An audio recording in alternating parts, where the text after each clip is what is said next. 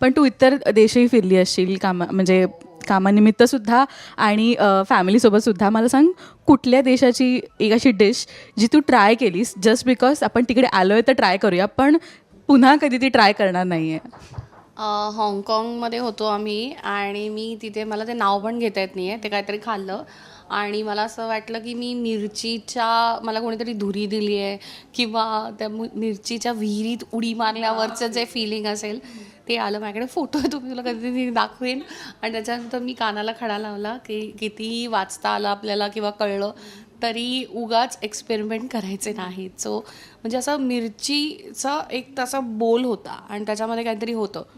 I don't know, हाँगकाँगला आम्ही ते खाल्लं आणि ते भयानक होतं. सो त्याच्यानंतर मी 2 दिवस म्हणजे जेवायचं नावही नाही काढलं, इतकी माझी परिस्थिती वाईट होती. सो तो एक मला एक खूपच भयानक अनुभव आला आहे. पण नंतर इथे आल्यावर आपलं इंडियन फूड किंवा आपलं महाराष्ट्रीयन फूड तर मिस होतं ना. वरण भात, त्याच्यावर तूप किंवा आमटी भात. पण मी सांगू, जगात मला राईस सगळीकडे मिळतो आणि बटर मिळतं.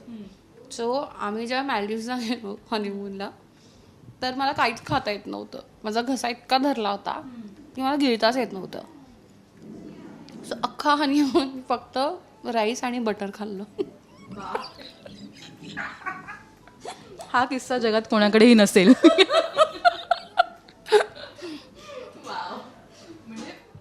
आपलं लाईफ इतकं इंटरेस्टिंग असं ना की कधी काय होईल काही सांगू शकत नाही. आणि माझा घसाच बसला अगं. म्हणजे मे बी स्ट्रेस होतं का काय काय काय म्हणजे असं ओव्हरऑल. सो मी काही खाऊच शकत नव्हते. त्यामुळे मला काही म्हणजे गरम पाणी, चहा होता माझ्याकडे थँकफुली, आणि भात आणि बटर.